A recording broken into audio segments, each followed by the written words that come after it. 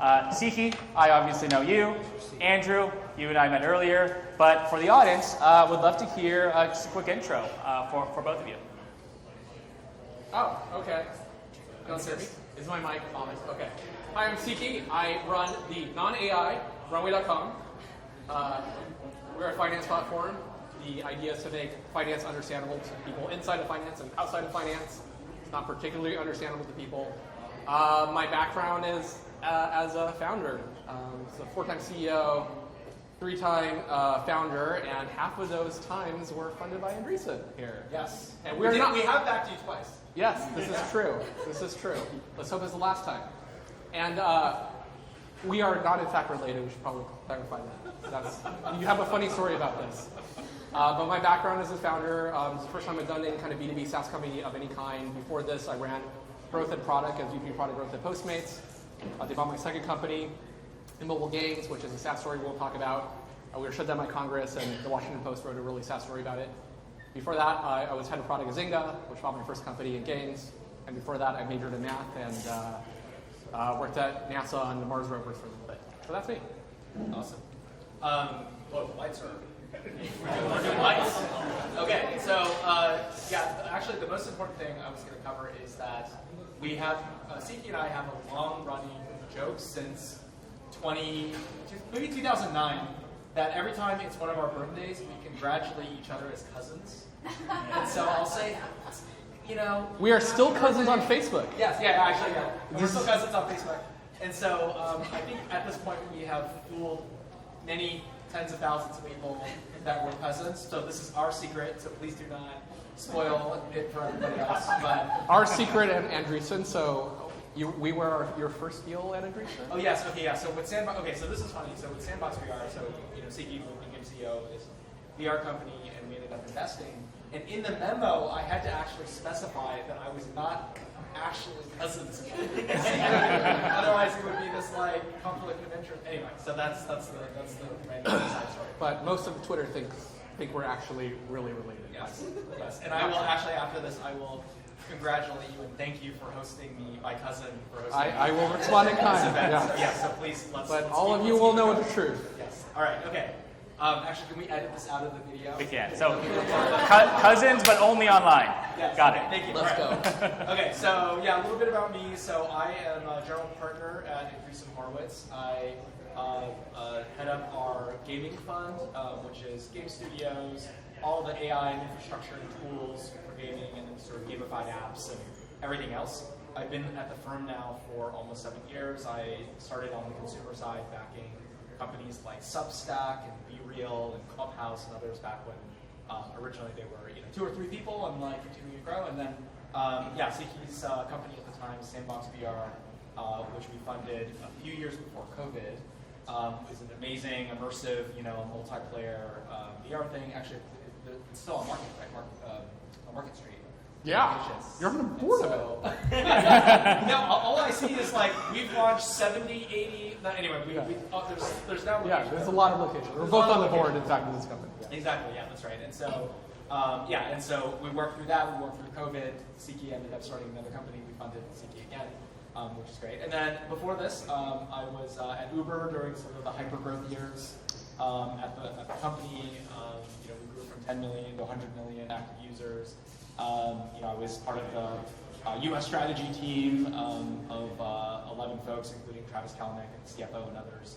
We ran the U.S. region, $30 billion of P&L, which was very exciting. And then I was a founder before, failed founder, but we sold the company to Uber, so, sort of failing upwards in this regard. Oh, you and me both, brother. Yes. So anyway, and then I was in the Bay Area for almost 15 years and moved to LA, so now I live in Venice Beach, which is great, and it's really expensive to live there. There's really fancy coffee shops. There's homeless encampments left and right. It reminds me of home. So, love it. Okay, that's fine. That's great. And on the side, you help put on Tech Week. Oh yeah, okay, yes, yeah. So I was actually quizzing some people on this. I said, this Tech Week thing, do you know what organization puts it on? And I think 50%-ish maybe know that A16Z is kind of like doing a bunch of organization, and we have Katya and Rose and maybe some other folks around, raise your hand. Where's Katya? She's over there. Okay, all right. Anyway, so yes, we have the Tech Week team here, which we kicked this off about 2 years ago. So we run the SF LA New York Tech Weeks, and it's SF plus LA, for example, is going to be 1,100 events, and roughly 50,000 people. So one of the largest tech conferences. Yeah, it's pretty That's crazy. Wow. Kudos to you and the team. Yeah, amazing. Yeah, thank you for coming and hosting. This is great. Awesome. Well, today we are going to talk about a few topics. Wait, what do you do, Brandon? What do I do? I mean, you guys are the main speakers here. So, as I mentioned, I head up the marketing team at Runway. Joined a year ago. I'm having the most fun I've had in a while. Prior to joining Runway, I headed up the marketing team at Flexport. Was there for a little bit. I came through an acquisition of Shopify Logistics, where I headed up marketing there.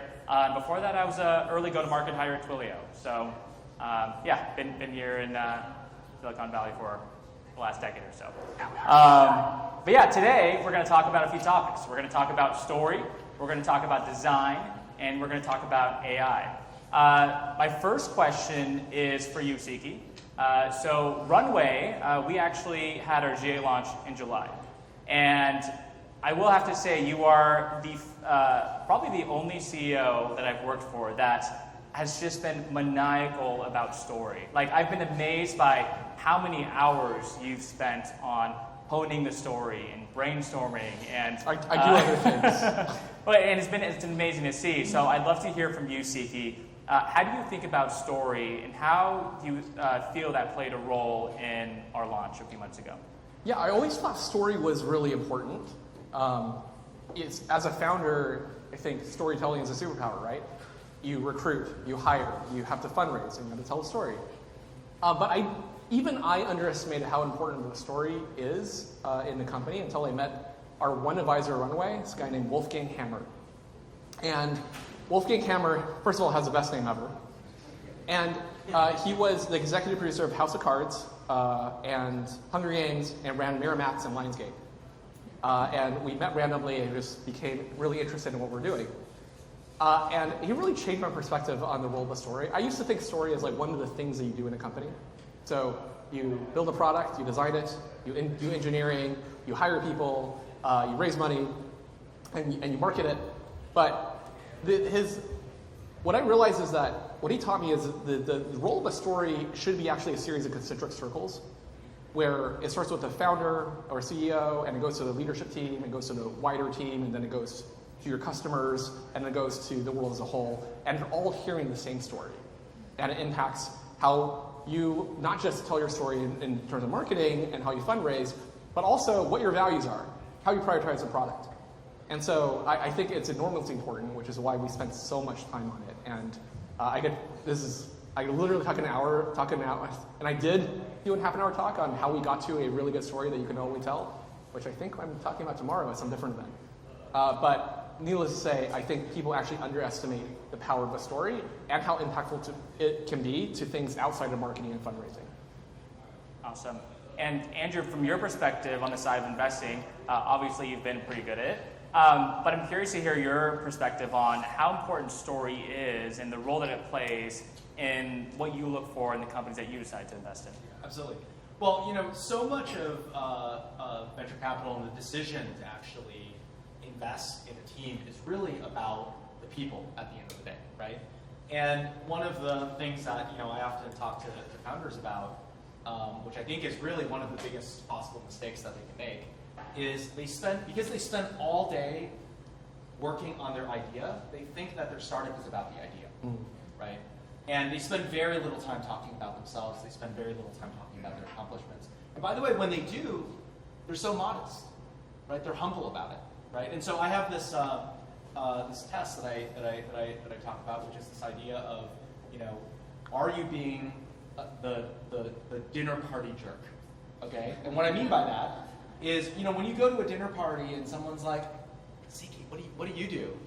Siqi's not going to be like, well, I did this, I went to this school, I accomplished these things, I had this many millions of users. Like, what kind of asshole talks like that? Well, I mean, assholes on panels. Yes. Well, that's the thing, is when you're at a panel, you get to be the asshole, and it's fine.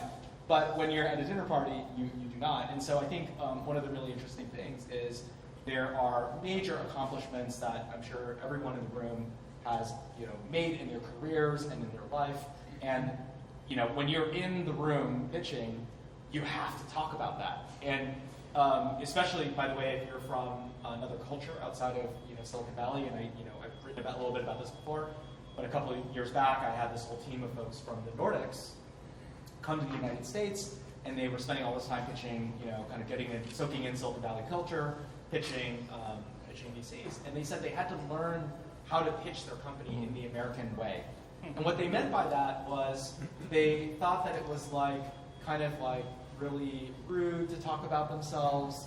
They wanted to talk about the product that they have today, the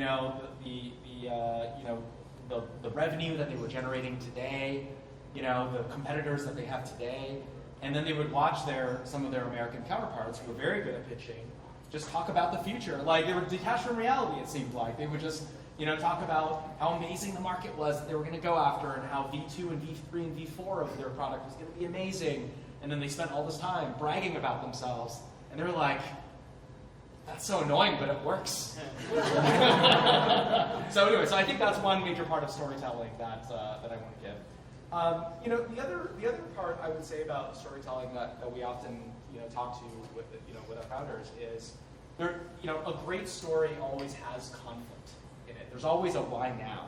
There's always drama. There has to be something that's broken in the industry, or where there's a competitor or an incumbent that's just messing things up and you're going to destroy it. There has to be some kind of conflict. And in the same way that in Hollywood they often talk about the idea that there's only 10 archetypical stories, right? There's boy meets girl, there's good guy, bad guy, there's whatever. There's really a limited number of pitches that ultimately work. And if you find yourself in front of an investor and you're just explaining it like you're a dictionary, nobody wants to listen to that, right? And the only way that you're going to be able to succeed if your story is truly that dry is if you just have incredible traction. That becomes the story. Boring guy, boring company, insane traction. Let's fund that thing. We can fix the rest of it. Anyway, all right, I've droned on for the I want to double click on that because you'll appreciate a story about Sandbox. Because what we found, there is a reason why I think entrepreneurs outside of Silicon Valley do that. Because, no offense, A16Z and Tier 1 investors, they do have a slightly different taste for stories and what works. And what we found in the course of the Sandbox raise is that, they're not going to call themselves that, but the Tier C, Tier 3, Tier 2 investors, the higher up we went, the less people cared about what's already happened. And you talk to a European or Asian investor, oh yeah, tell me what the margins are right now. I'm going to growth those right now. And we thought, oh my God, this is not going to work because our story is really different. We're very, very early. And when we started talking to the Tier 1 investors, the Sequoias and Andreessen's benchmarks of the world, they're the ones who are really interested in what's going to happen in the future. And I think it's because you're a Tier 1 investor because your returns are good, and your returns are good because you understand the assignment. As a venture investor, you are investing in the future. If you want to invest in what's already happened, you should probably invest in the public markets. And I think a lot of investors get that confused. And so it is helpful to know your audience. If you want really great investors like A16Z or other investors, I think the tailoring the story to that type of investor is incredibly important, which is what we learned. I think it's why we're very lucky to be in the Bay Area, where people often make a remark that it's the Bay Area has incredible risk-taking culture, et cetera. And maybe that's true. Maybe that's true. But I also think that we've created an environment where actually telling the big story and taking the risks is actually the way to actually get the money. You actually take on more financing risk by telling a smaller story, which is super interesting. Yeah, I mean, on that, and Siqi, you touched on the topic of taste. As a marketer, I've been thinking about this a lot, but when it comes to honing in the craft of story, I mean, obviously there's some sort of formula to it. We talked a little bit about it, but I'm curious, is it just taste, or what's your advice for this audience here on how they could get better at story and narrative development? Okay, I got one. So again, we spent like literally months with Wolfgang on this, but probably the most important thing he taught me. So I'm going to digress a little bit. So he described this framework for storytelling as the 3 layers of stories.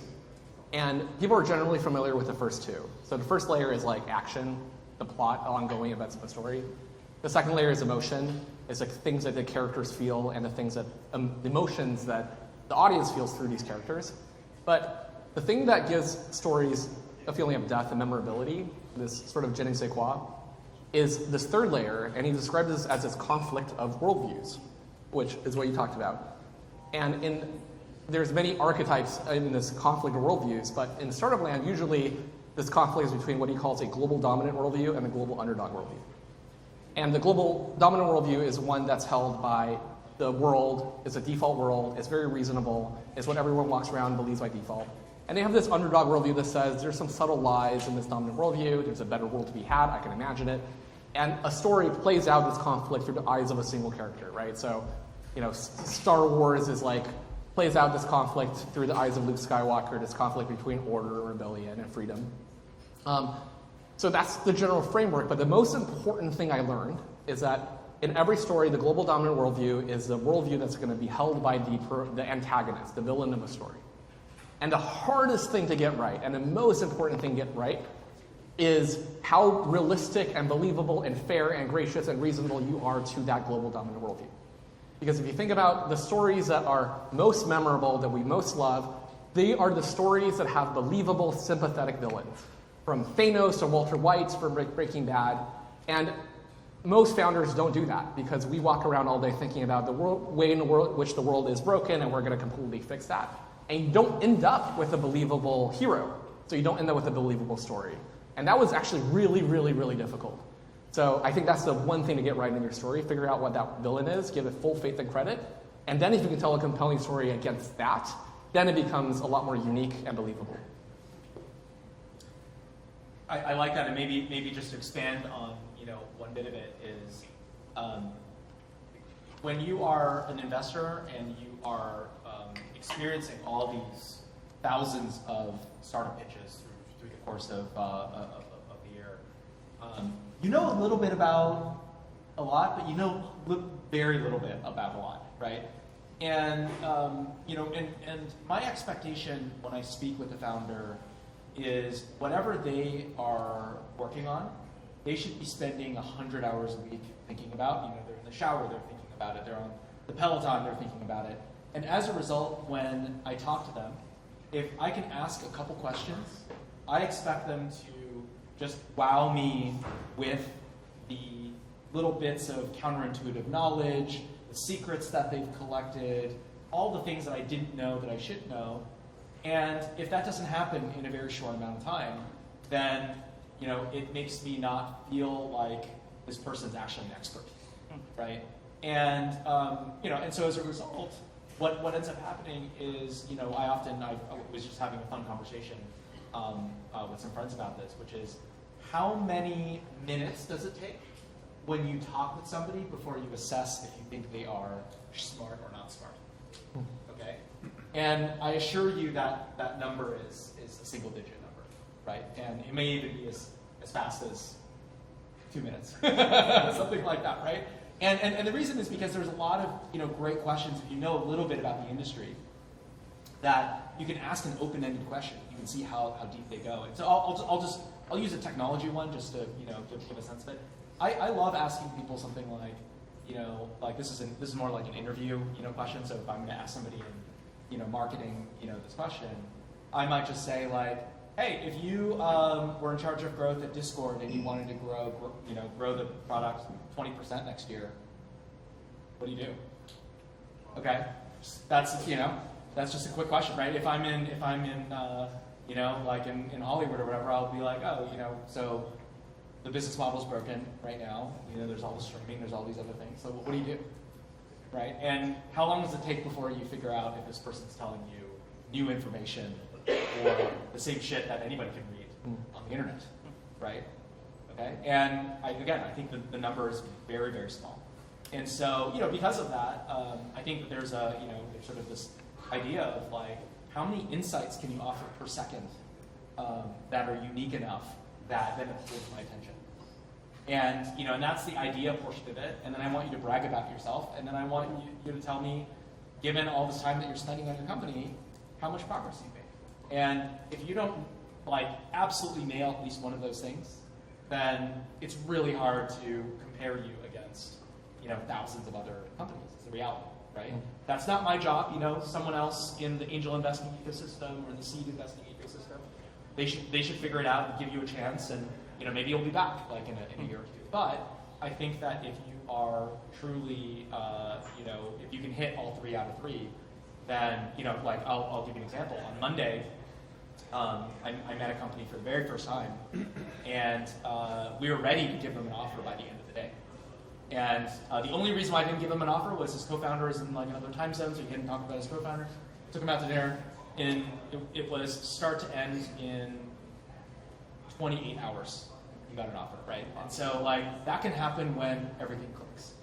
And so I think that's the other experience that many people have, which is the investor seems slow, they don't seem responsive, blah blah blah. That's because you haven't blown the doors off in one of these aspects of storytelling. Yeah, that's fantastic. Definitely taking that, especially the interview questions. Love it. Well, it's clear that story is incredibly impactful, and similar to that, to segue to the next topic, design is one of those elements, and perhaps that is impactful as well. It's what makes us feel and how we interact with certain products and software. And I don't know. I mean, both of you touched on this a little bit, but you both have a background in gaming. So maybe talk about that a little bit. I'm curious to hear how your background in gaming has actually influenced how you think about building software or investing in software. Well, funny enough, I think Siqi and I did it the opposite. Because you started in gaming, and then you ended up in B2B. Yeah, and then gaming is the only category of companies I don't angel invest in. Yeah, there you go. And it's like all you invest in. That's right. Yeah. So I've actually never worked in the games industry until recently, and I've surrounded myself with people who are, and that cover the more kind of gamified outside. But yeah, I mean, look, I think there's a lot of really interesting trends, with regard to gaming, which is why I've gotten so excited about it. And so let me articulate a couple things that I think are happening in the overall world that make this the case. First,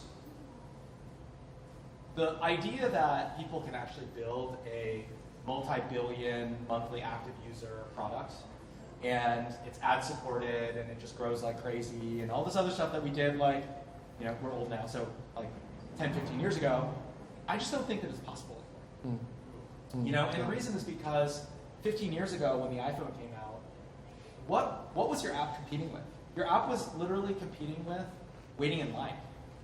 It was competing against like sitting on the toilet. I mean, like literally. I mean, that was literally your competition, right? Your magazine that you kept in your bathroom, right? And so now we live in a world where if you're going to build one of these products, this is a consumer, you are now competing with the most addictive and engaging products that have ever been created.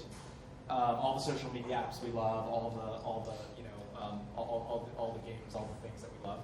And so as a result of that, I think it's much more realistic these days to actually go and build things that are smaller in audience scope, but just monetize much better, right? And the kinds of examples I always think about that are like, you look at something like DraftKings, which has like a couple million monthly actives, but it actually has like over $10 billion market cap. Honestly, a lot of Web3 is probably like this. They're kind of like smaller communities, monetizes extremely well. Something like Tinder is like this. And I think the reason for that is, the question I often ask consumer founders these days is, if somebody wants to spend $5,000 in your app, like how do they do it, right?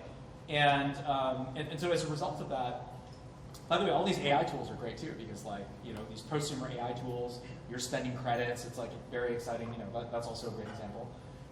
And so because of that, I think the ethos of what has succeeded in the gaming market over the last couple of years, which is very high monetization, smaller audiences, big content updates all the time. Like these are some of the things that will really work. Second thing, I would say, is it's very interesting how the games market has just evolved and grown over the years. Many of you might know this, some of you will be surprised by this, but the games market is actually now larger than music, TV, and film combined.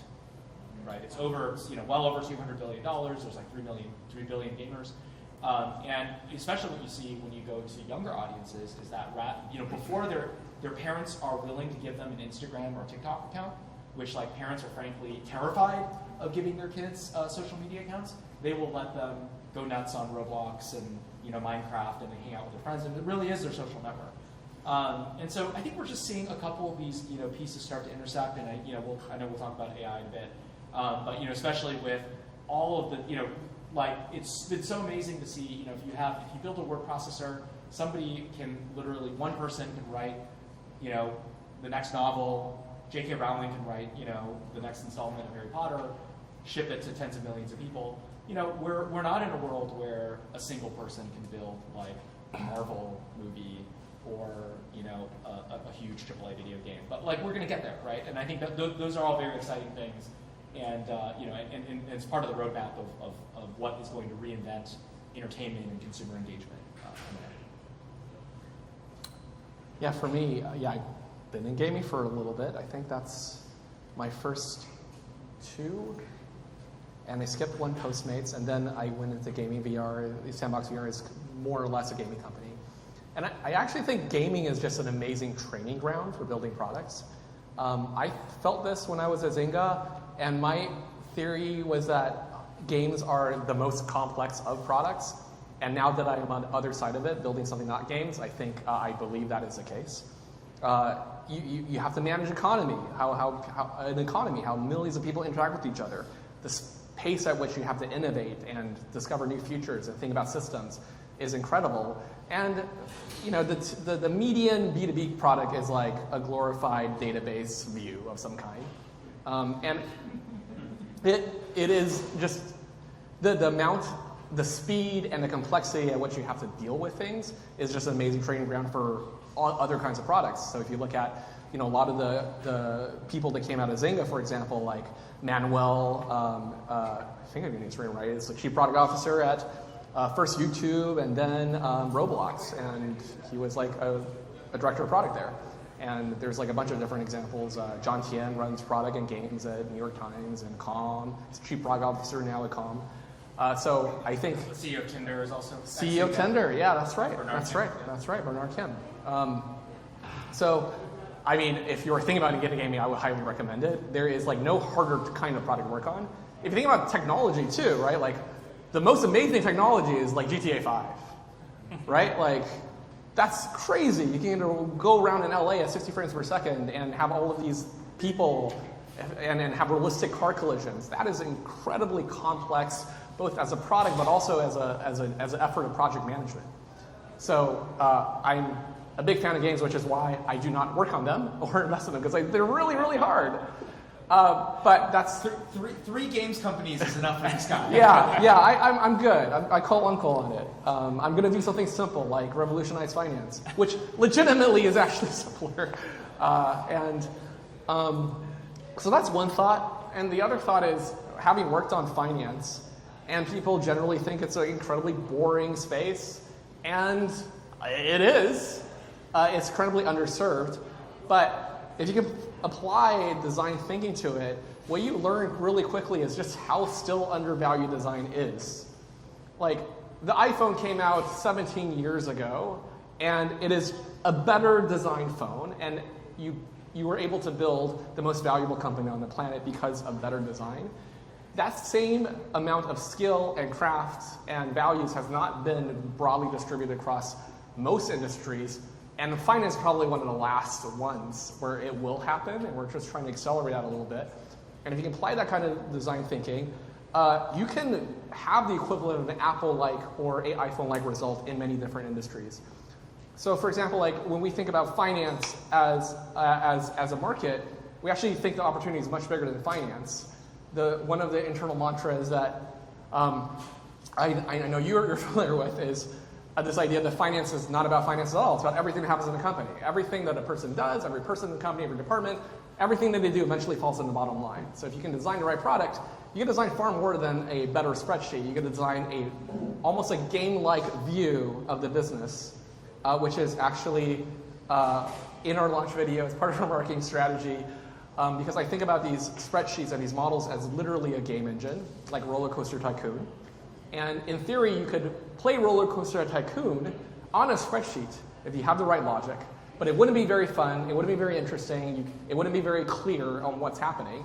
But when you do play Roller Coaster Tycoon, it's fun because you have better abstractions. You can see the ride, you can see the people moving around, you can see the layout of the park, you can see visually what happens when you change the pricing of your tickets.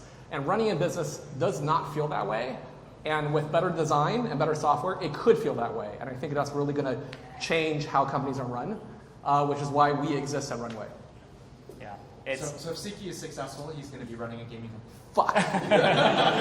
Maybe Runway becomes a gaming company. Yeah, jokes on you. I was going to add one other last quick thing on this, which is many of you guys may have heard about this concept of the internet software supply chain, where all the ideas and features that we have originally start out in Asia, right? Mm-hmm. And they get implemented, and it's a hit with adults and kids, and then it makes the jump over to the United States, but teenagers, and then it goes to adults, and then eventually it goes to enterprise software. That's the I didn't make the rules. That's how it works. So emojis are a great example of this, right? So created by NTT Docomo. It was very much like considered a kid's thing for a long time, and then eventually, like now it's in Slack, right? And anyway, so if we all end up doing either TikTok dances as part of our daily stand-up, or as part of our finance, package, That's terrifying. This is why. This is actually. You literally just described my entire career. I'm sorry. Wow. Well, we have one more topic left, and then I want to open up for audience Q&A. Should we talk about AI? What's AI? Let's do it. I'm here to learn. So okay. I know both of you. I mean, AI, I think, needs no introduction. We are interacting with some sort of AI every single day now. We hear about it all the time. There's been so many events and conferences that have a specific AI track. Both of you are very in the world of AI as well. Siqi, you're a very prominent voice on Twitter. I also run a video AI. No. Yeah. So on the topic of AI, I'm curious to hear just from both of you, and then Andrew will dig into specifically some of the stuff that you've been doing this week. But on the topic of AI, like what are some of the trends that you're seeing today? Yeah, well, maybe to say a little bit about, our investing area. Like we've for sure found that, over 50% of the startups that are pitching us have AI as a major component of what they do. It's actually very interesting because they're sort of like, it's going to be kind of like, if for the folks that were around for this whole concept of mobile first, right? It used to be that, mobile came out and then everybody said they were like a mobile first company for a long time until it last all meeting because every company was going to be a mobile first company. Anyway, so that's why I think AI will, right now it's probably 40 to 50% of what we see, but it's going to rapidly become 100% and lose all meaning. But yeah, I mean, look, I think one of the really interesting questions in my world has been, you mentioned Grand Theft Auto. So Grand Theft Auto 6 is being released next year. It has been worked on for, no shit, 11 years. There's thousands of people working on it. The entire budget of the software is going to be about $1.5 billion.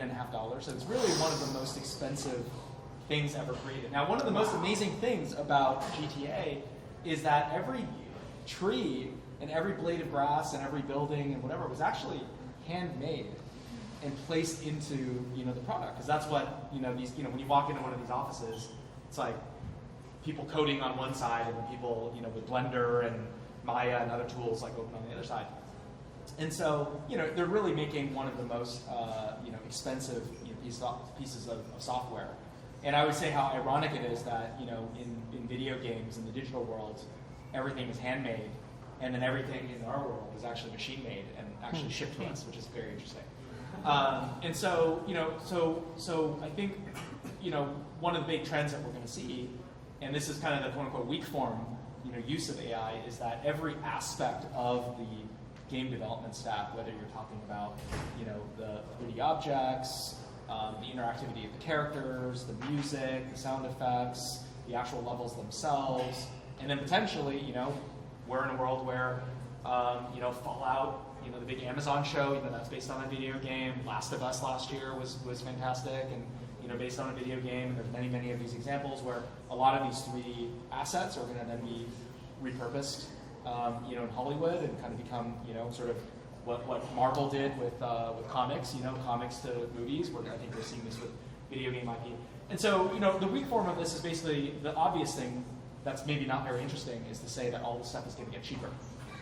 I think what's more interesting is when you have all these tools that actually, the first thing we're going to do is we're going to invent new media formats and forms of entertainment that just didn't exist before. Many of you may have followed that when the film camera was first released. The first thing they did was they put it on a pole and they filmed plays, because that's kind of all they could imagine, right? They didn't think that you could you had to invent the close-up. You had to invent the point towards the sky kind of shot. Like Kurosawa actually invented that. And so, I think the same thing is gonna happen there, which I think is just going to be an incredible amount of creative freedom. I think we're going to see a lot of really interesting, new media formats, and that's just that's video games and film, and then we can talk about all the other forms of media and all that. But I think sort of the consumer consumption experiences in the world are going to become very different over time. So that's just one slice of it, but we can talk about other sectors too. But yeah, maybe I'll let Siqi weigh in. Yeah, we can talk about AI for 20 hours. I think one of the interesting observations I have in my space is we have a lot of users who are non-technical, right? So everyone in this room probably uses ChatGPT a lot for engineering and solve different problems. We have a lot of non-technical users, whether it's operations or finance. And when I talk to them, I'm actually really surprised by how little AI is penetrated in their day-to-day, in their workflows. And so that really influences how we think about how we use AI in our own products. So, if you are into AI, then you know that if you're going to use ChatGPT or any other LLM, you're going to prompt it with extreme detail. You're going to be very specific. You're going to find the best models. And what that requires of a user is for a user to understand at some level what the LLM is capable of and not capable of at some pretty deep level, which most users don't have. And so when we think about how we can design expressions of AI that is better than what is a medium expression of AI, the most common expression of AI today is something equivalent to ChatGPT, right? And if you think about what it can and can't do, it's a very familiar interface. But the big opportunities are, it doesn't do anything until you talk to it. So if you don't know what it can do, you don't want to ask it, you're not going to get any value out of it. And the second thing is, it doesn't know a whole lot about you, right? It has some memory now and maybe connected, but does it know what your business actually does, who you are, what the plans are, what's in your Jira? And so the two biggest opportunities, I think, in products in general, at least in an enterprise or business space, is one, proactivity. How do you give it to do work and help you do your work faster without having to ask it to do something? And two, how do you give it all the context that it has about your business, from plans to meetings to project specs? And that's very much how we think about AI at Runway. So when you think about the most economically productive uses of AI today, for real in the real world, right? There's agents and all this stuff, but what is actually saving people money and creating a lot of value? I think the most economically productive use of AI today is a GitHub Copilot, right? And if you think about what that form factor is, it's incredibly different from a chat interface. It's not asking you to do work. You are doing the work, and while you're doing it, it's just making it faster. I think, at least for the model capabilities we have today, that is the right way to think about it, to accelerate work, multiply the leverage of every person that you have. Agents will be useful, but I think we're maybe 1 to 2 model generations away for it to be useful. So that's how I think about it as a founder. Yeah. And Andrew, you recently ran a program called Speedrun. Is that right? Yep. That was earlier this week. Maybe for the audience who isn't familiar, would love a quick overview of that, and specifically interested to hear some of the key takeaways you took from that and how that relates to AI. Yeah, absolutely. Well, so for a long time, A16Z has really been focused on kind of seed and Series A, and that meant that one of the only ways to work with us was when you were ready to take, 10, 15, $20 million in many cases. And so, one of the things that we wanted to do as part of starting the Games Fund was to actually widen that aperture for our funds in particular, and really build an ecosystem around everything that we're doing. So we kicked off a program, it's about a year old, where we'll invest actually as small of a check as $750K. And it's a 12-week program. We've hosted it both in San Francisco and LA. The next one is going to be in San Francisco starting in January. And we go incredibly early.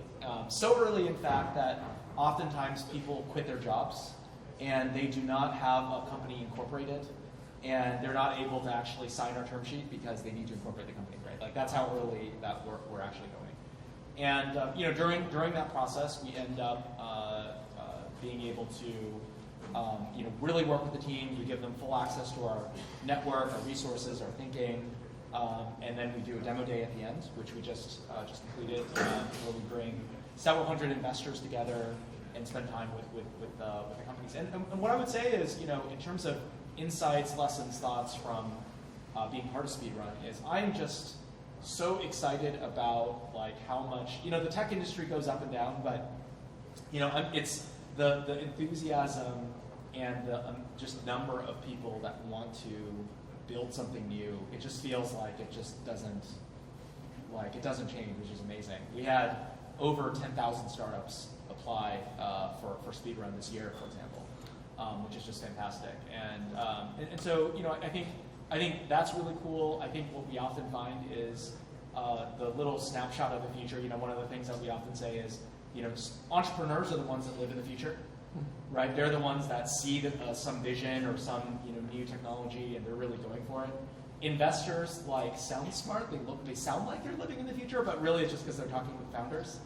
And then by the time that you're reading about something in TechCrunch or whatever, then that's like 2 years after that shit's actually happened, right? And so I do think that it's incredibly inspiring to work with people, and and the entire metagame of how everything fits together changes quite a lot. I mean, until everything that's been happening in AI recently, we were sort of on the tail end of the S-curve on mobile and web and everything. And what it meant was you had an environment where the best products were very designery. You had maybe brand insights. There was not as much tech because it sort of became trivial to develop one of these things, they're very cheap.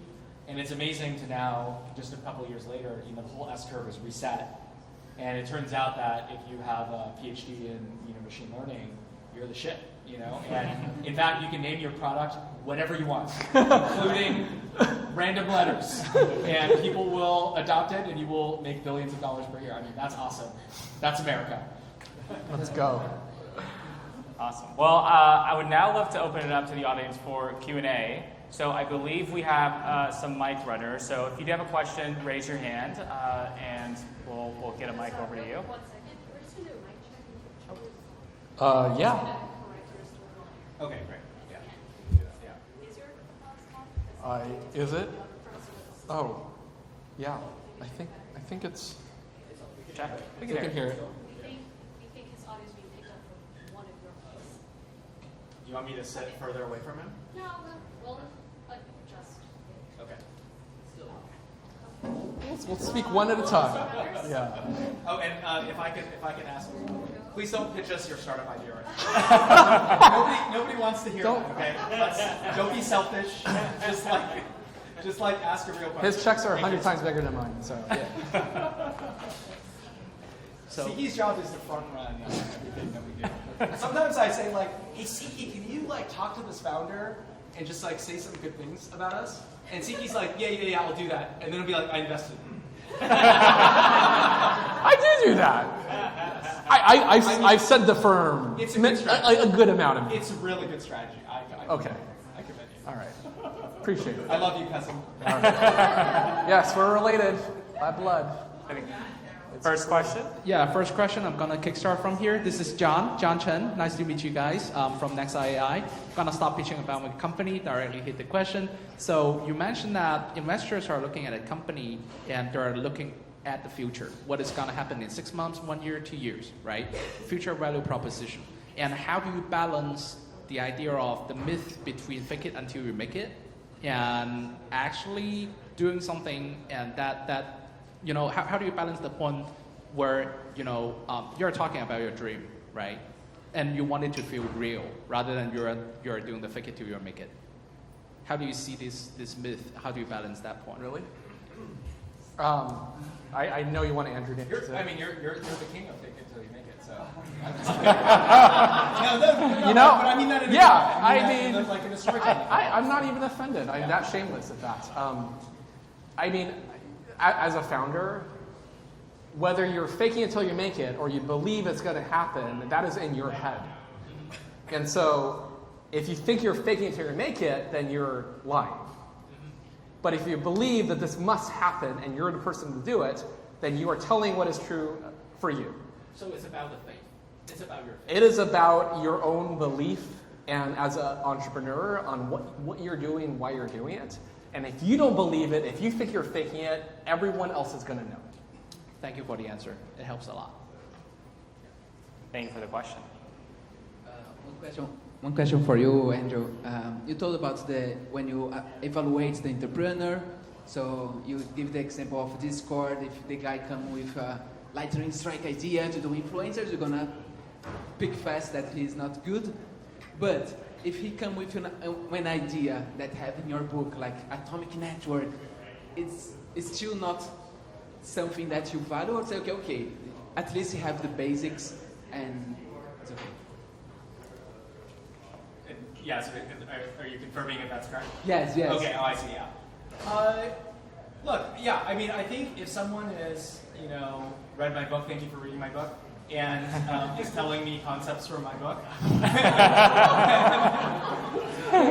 I think that it might fail the insights per second, thing, unless they're applying the idea in an interesting way, is what I would say. So I think that there's, people know I know when I'm being pandered to, and while I appreciate it, it may not be the best way to show your expertise in an area unless you are extending the idea in a way that I can respect and be excited about. Thank you. I think we have one question on the left side. So, I'm a founder building a tool that does economic storytelling and helps people navigate and gamify their economic decisions. So you don't have to sell me on the storytelling part, but I'm curious what your daily practice is like in terms of making time for storytelling, and what are the margins or things that you have to trade off to make time for that? Because obviously as founders we have to split ourselves into so many different pieces, and I'm curious what trade-offs you choose and how that's changed over the startup journey from early days to now. Well, I'll give my version, right? So I also have to craft and tell a story, but I do it, to the market, to all of you founders and to, folks that I work with. And the thing that I have come to love, and it's been years and years and years of this at this point, is to spend a couple hours each week actually writing down my ideas. And the way that I do that typically is I find myself first in some kind of heated disagreement with someone that I know about something, and I'm just like, wow, this person's just so wrong. Happens all the time. Underneath the friendly exterior. And then as a result, what I do is I end up going on X and I just, put it all out there. And then if I'm feeling spicy, then what I'll do is I'll argue with people in the comments for several hours. And it's actually so fun and entertaining for me that I don't consider it work. I consider it maybe the most fun possible thing that you could do. And by the way, if you think about it, given how many very interesting, successful people and other folks on end up doing this on X, you can tell like that it is truly fun. It's authentically fun. Anyway, so then as a result of that, I end up sometimes taking that, posting it on my Substack. And so that's my form of like storytelling is, I would say, repeated, internet arguing is the way to do it. So. Life of a VC, gentlemen. Shit posting is actually really powerful. We got our first $1 million of ARR at Runway. Brandon will tell you, from me shit posting on Twitter, basically. So I think that's actually a legitimately good answer. I mean, how much time do you spend on it? It depends. How do you prioritize against your other work as a founder? The thing I think implicit in that question is like it's one of the things you do. And I think it's not. I think like you should already almost have the answer. You're trying to figure out like what is the right angle in which you're expressing that answer. The answer for the story is not something you're making up. It's not a new one. You have a reason for what you're doing, why you're doing it. That is already your story. And so really the question is, for what purpose and what format are you telling the story to? Is it an investor? Is it a customer? Is it to a potential employee? And if that is a priority, then you need to spend time on delivering that story. But I would really caution against this idea that you have to make up some new story, because if you have to do that, then your story isn't going to be true.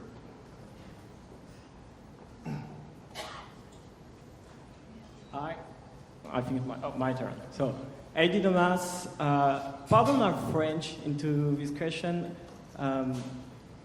Is that a time where you show or you were pitched a startup idea and you actually got so scared, you like literally it scared the shit out of you? And if it's the case, what was your thought behind it? What was your process to like be in it and like handle that? Okay, so your question is, have I ever been pitched and then I was scared? Yeah, kind of. Well, I do have. Well, okay. So one of the fun parts in the before times at A16Z, that was great. Was we were pitched by all sorts of different, companies, not just in the area that we were focused on, but also Web3, also bio, also many of these. And so many of you have know that there's actually quite a few startups that are working in this area of, I'll use the non-branded term for it, but it's like lab-grown meat, okay? And so anyway, so we had some founders come in, and they brought a little oven, and they like plugged it in, and then they brought out all this, they brought out samples of their food, and I was genuinely scared for myself. And anyway, it ended up being fine. But I think I was like, is it insulting? Like, we want to put the founders first, but does that mean I have to eat whatever they serve to me? And I was filled with conflict, and anyway, I just sat there and smiled. And, there's a lot of internal conflict. Did you eat it? I did, yeah. Yeah, okay. It was all right. Did you invest? No. No, actually, there's a very. I'll give a quick sidebar on this. So I'm actually very pro the whole idea of sort of the clean meat or whatever they call it. And here's one of the arguments I was asking them about was, do the vegans, do they hate you or do they love you, right, for doing this, right? Because you're kind of enabling this like behavior, which is and then or I mean, think of it this way. Let's say you are a vegan. I'm sure there's vegans in this audience, so I'm not insulting you, but I'll ask them like, would you eat this meat given that no animals died for it, right? It's a very interesting kind of philosophical thing. Anyway, but the whole thing that they said that I thought was very interesting was like, look, in the like Moby Dick era, right? So 19th century, whaling industry, et cetera. During that time, there's actually a lot of people that were against whaling, and they were sort of environmentalists, and by the way, we were harvesting, tens of thousands of whales per year. I mean, it's like a big deal. Like it was really a big deal.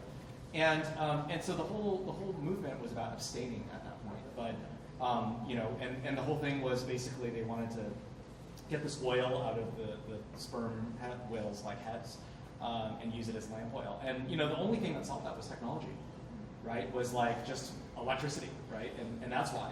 And so there's a whole interesting thing, which is, on one hand, if I really think about it rationally, and you're like, what are the things that in the future we're going to look back at this time period and say that's barbaric?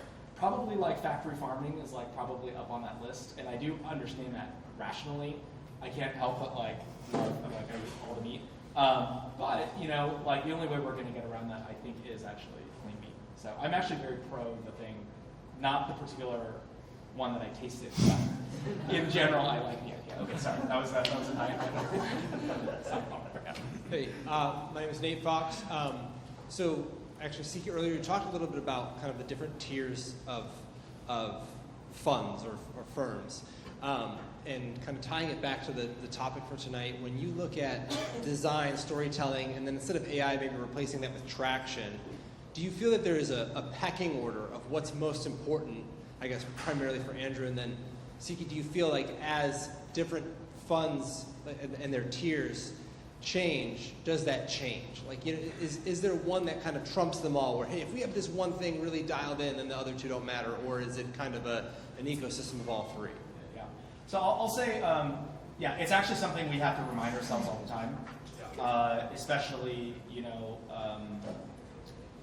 kind of, we have a large investment team, and so there's various levels of expertise and seniority on the team, and so one of the things I try to always do is sort of reinforce a set of frameworks and values that we have. And one of the ones that I talk about is very simple. I just will type it in Slack every once in a while. It's like, traction beats team beats idea. Okay, just very simply. And this is kind of Series A-ish, right, kind of thing. And the reason why we say that is because a lot of times people come in, they pitch ideas. It's just the idea they have right now, and it's like probably not going to work. They're probably going to change the idea later. And then what happens is it's so easy to sit around and discuss a really early stage idea and just talk about, this is what I like about the idea, this is what I don't like about the idea. And what I tell my investment team is like, we're not in the idea business. Like if our ideas were so good, we should go start companies. Like this is, and it's very, very hard to be a founder. And they're the ones that are, deep in the idea maze, like navigating, like spending 100 hours a week. And so, the best way that they can show that it's working is traction. And if you don't have traction, then you're evaluating the people because you're trying to evaluate whether or not the people are going to be able to do that. And then I think the idea is actually the thing that changes the most. And in fact, this is why I think it's crazy. I mean, one of the things we do in our pitches, we often tell people, hey, when you start your pitch, please give the long form version of your bio. And the reason about that is if we have an hour with a founder and they spend 58 minutes talking about the idea that's going to change in 6 months, right? And then they spend 2 minutes on their motivation, their unique skills, and how are we supposed to actually evaluate what's going on? I mean, again, this is for like seed and especially like early, right? Yeah. And so instead, I think what's great is not only do you have to hear the pitch and have them spend a lot of time talking about themselves, but also that's why you gotta have a meal with them. You gotta spend like a good benchmark. We often talk about is the aspiration. Spend 10 hours with the founder before you make a decision, and understand like what's their motivation, what's their chip on the shoulder. If things get tough, are they gonna fuck off? Like what's you gotta understand all that stuff. So from the founder perspective, one of the stories that I remember very deeply is meeting Vinod Khosla from Khosla for the first time. I think it was 12 years ago. And I asked him, how do you make investment decisions, Mr. Khosla? And he looks at me and he says, one word, emotion. He didn't say one word, he just said emotion. And I was like, what am I going to do with that? Thanks for nothing. I thought it was such a frou-frou answer. But as I've raised and started some more companies, I realized that actually he was like telling me the truth. And so I think the through line between all of these things, whether it's traction or team or idea, is actually emotion. One of the things I think about when I'm raising around is that investors are people too. And investors make decisions the same way everyone else as humans make decisions, so it makes it based on how we feel. And traction makes people feel things. but so does a compelling purpose and a compelling team, and so does a really, really cool idea. And the through line between all of these is like, what is an investor feeling at the end of your pitch? And what you want them to feel is greed. Like, this is a one-way ticket to 100x return count, and it is leaving the station with or without you. And so I think that is universal. I do think that is probably like,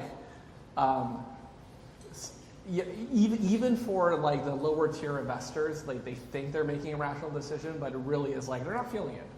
And so if you can translate what you're trying to do and you are focused on generating the right emotion, I think you can be a lot more successful than pretending it is a rational decision. I think the rational part leads to emotion that you want. That's really good. Thank you. Thank you. All right, we have time for 2 more questions, and then Andrew and Siqi will be here afterwards. Thanks, Andrew. So let's go. Yeah. I actually have to run to a dinner, so please talk to Siqi. I will share his phone number after Well, the event. No, I actually do have to go to a dinner. So yeah. I wasn't invited. Thanks, Andrew and Siqi. I happen to be a founder of a company called Emotion. Speaking of emotion, curious, how did you become great storytellers yourself, or how did you learn? Or how did you see other people learn to be a great storyteller? I'm not sure. I mean, I just try to get better. Practice. I don't know. Like, I feel like I've gotten better at it. I think what has been helpful is, I mean, I'll just tell you my background, right? I grew up in China. I was born in China, and I moved here when I was 4. And at 8, I moved back to China for 4 years. And at 12, I moved back here. So between 0 and 16, I was like rotating between countries, right? And so you feel a very strong sense of social disconnection as a person. And I think that's kind of like had a huge impact on my psyche in terms of just like being almost apart from people and be able to think through things from first principles. And I think that was a factor. The second factor is because I was sort of nerdy and unpopular, I was doing magic tricks in high school. And doing magic successfully is really a lot about understanding what is going on in someone's brain and like be able to hold that in your head so that you can be successful there. And storytelling and creating emotions is very much like that. You have to like be able to hold the context of a person, how they're going to respond.